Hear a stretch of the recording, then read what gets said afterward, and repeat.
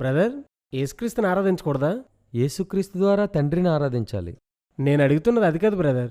యేసుక్రీస్తుని ఆరాధించకూడదా? ఆ ఆరాధించకూడదు.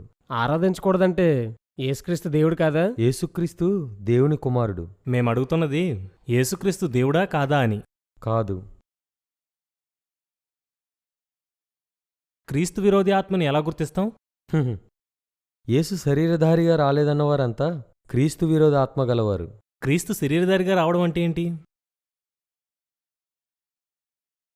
క్రీస్తు శరీరధారిగా రావడం అంటే ఒకప్పుడు అతనికి శరీరం లేదని ఒప్పుకోవాలి. ఒకప్పుడు అతనికి శరీరం లేదంటే శరీరం లేనప్పుడు అతను ఏమై ఉన్నాడో ఒప్పుకోవాలి. అదే యోహాను తను రాసిన సువార్తలో ఇలా చెప్తాడు: ఆదియందు వాక్యముండెను, వాక్యము దేవుడే ఉండెను, ఆ వాక్యము శరీరధారిగా ఈ లోకానికి వచ్చెను.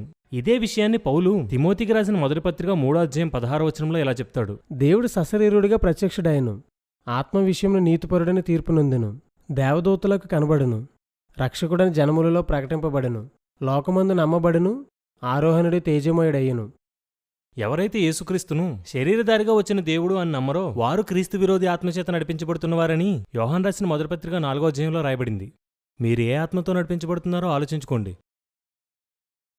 మొదటి ఆదాము దేవుని కుమారుడు కాబట్టి కడపటి ఆదాముగా వచ్చిన క్రీస్తు కూడా దేవుని కుమారుని అవతారంతో వచ్చాడు. యేసుక్రీస్తు దేవుడా కాదనే విషయాన్ని అలా ఉంచండి. యేసుక్రీస్తుని ఆరాధించకూడదనేదే నా డిమాండ్. వాక్యం తెలిసిన వారెవరూ యేసుక్రీస్తుని ఆరాధించరు. మత్తయి సువార్త 2:10-11 చదవండి. వారు ఆ నక్షత్రమును చూచి అత్యానందభరితులై ఇంటిలోనికి వచ్చి తల్లి అయిన మరియను ఆ శిశువును చూచి సాగిలపడి ఆయనను పూజించి. యేసుక్రీస్తును పూజించిన వారిని బైబిలు జ్ఞానులు అంటుంది.